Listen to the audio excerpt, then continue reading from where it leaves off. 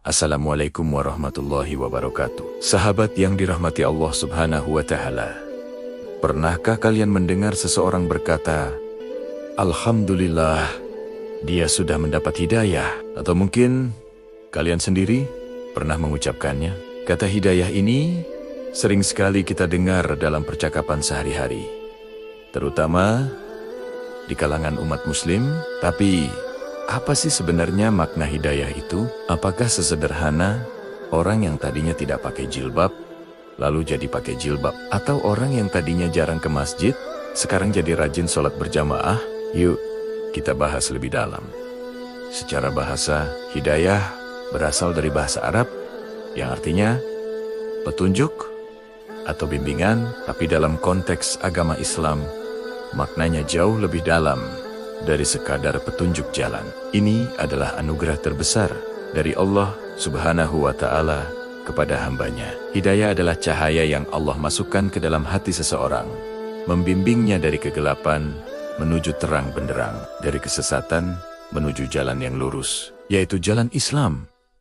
Banyak orang mengira hidayah itu datang tiba-tiba, seperti kilat di siang bolong. Padahal proses mendapatkan hidayah itu seringkali merupakan sebuah perjalanan. Ada yang mendapatkannya melalui ilmu, yaitu ketika ia belajar dan merenungkan ayat-ayat Al-Quran atau hadis Nabi.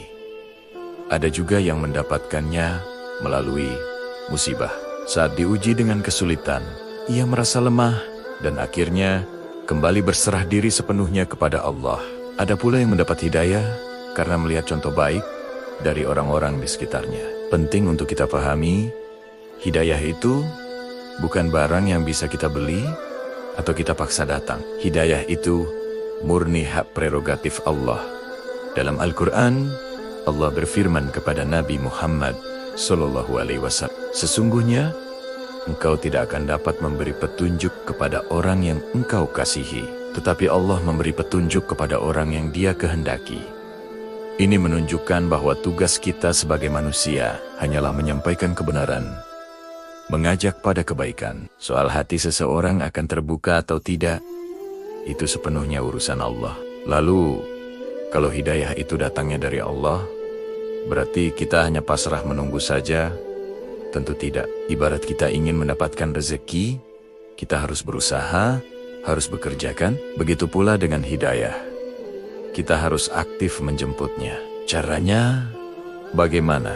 Pertama, dengan niat yang tulus dan doa yang tidak pernah putus. Mintalah terus kepada Allah agar selalu diberikan petunjuk. Doa yang paling sering Nabi panjatkan adalah, "Wahai Zat yang membolak-balikan hati, teguhkanlah hatiku di atas agamamu."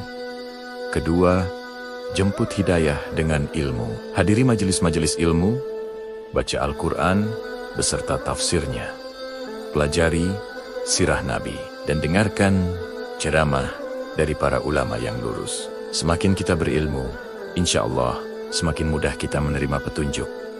Ketiga, bergaul dengan orang-orang saleh.